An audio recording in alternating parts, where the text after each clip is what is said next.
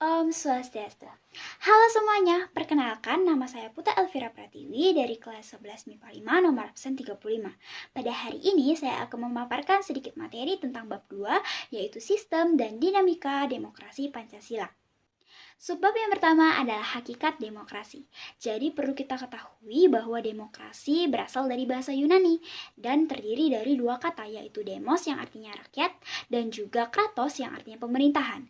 Sehingga demokrasi merupakan suatu sistem pemerintahan dari rakyat, oleh rakyat, dan untuk rakyat, yang artinya kekuasaan tertinggi berada di tangan rakyat. Lalu yang selanjutnya ada klasifikasi demokrasi. Yang pertama, berdasarkan titik berat perhatiannya, dibedakan menjadi 3.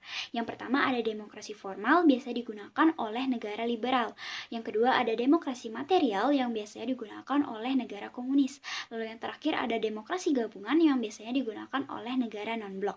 Lalu yang selanjutnya adalah berdasarkan ideologi, dibedakan menjadi 2, yaitu pertama ada demokrasi konstitusional, bersifat individualisme atau kebebasan dan kekuasaan pemerintahan masih dibatasi oleh konstitusi.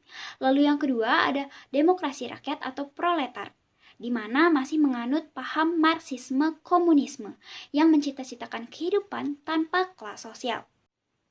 Lalu klasifikasi yang terakhir adalah berdasarkan proses penyaluran kehendak rakyat, dibedakan menjadi 2. Yang pertama ada demokrasi langsung, yaitu mengikut sertakan seluruh warga negara Indonesia untuk ikut serta dalam permusyawaratan dalam menentukan kebijakan umum secara langsung. Dan yang kedua adalah demokrasi secara tidak langsung, yaitu melalui sistem perwakilan, seperti contohnya biasanya dilakukan dengan pemilu. Lalu yang selanjutnya adalah prinsip-prinsip demokrasi. Contohnya, yang pertama, mengadakan pergantian pemimpin secara teratur. Yang kedua, menjamin tegaknya keadilan. Lalu yang terakhir adalah mengakui dan menganggap wajar keberagaman. Sebab yang kedua adalah dinamika penerapan demokrasi Pancasila. Yang pertama adalah prinsip-prinsip demokrasi di Indonesia. 1. Demokrasi yang berketuhanan yang Maha Esa. 2. Demokrasi dengan kecerdasan. 3. Demokrasi yang berkedaulatan rakyat. 4. Demokrasi dengan rule of law. 5. Demokrasi dengan pemisahan kekuasaan negara. 6. Demokrasi dengan HAM atau hak asasi manusia. 7. Demokrasi dengan pengadilan yang merdeka. 8. Demokrasi dengan otonomi daerah. 9. Demokrasi dengan kemakmuran. Dan yang terakhir adalah demokrasi yang berkeadilan sosial. Lalu yang selanjutnya ada periodisasi dari demokrasi Pancasila yang terjadi di Indonesia. Yang pertama, ada periode pada tahun 1945 sampai 1949.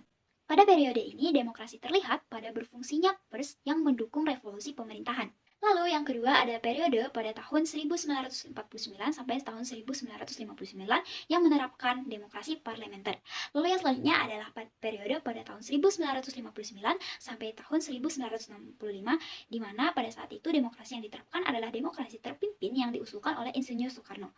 Lalu yang selanjutnya adalah pada tahun 1965 sampai tahun 1998 di mana pada saat pemerintahan Orde Baru demokrasi yang digunakan adalah demokrasi Pancasila.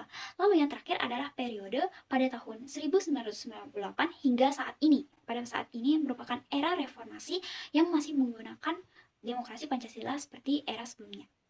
Lalu, subbab yang terakhir adalah membangun kehidupan yang demokratis di Indonesia. Jadi, apa sih pentingnya kehidupan demokratis? Jadi, kehidupan yang demokratis itu dapat memengaruhi beberapa hal seperti persamaan kedudukan di muka hukum, partisipasi dalam pembuatan keputusan, distribusi pendapatan secara adil, dan juga kebebasan yang bertanggung jawab.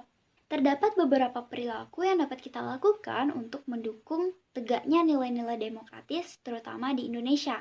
Misalnya yang pertama, mulai dari diri kita sendiri untuk selalu bersikap demokratis dalam melakukan segala hal. Lalu yang kedua, selalu menggunakan akal sehat dan nurani dalam bermusyawarah. Yang ketiga, selalu menaati aturan hukum yang telah berlaku. Dan yang keempat, kita wajib menuntut hak setelah melakukan kewajiban.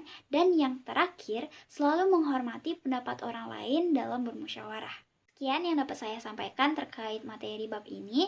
Mohon maaf apabila ada kesalahan atau kekurangan kata. Saya tutup dengan Paramasanti. Om Santi Santi Santi Om.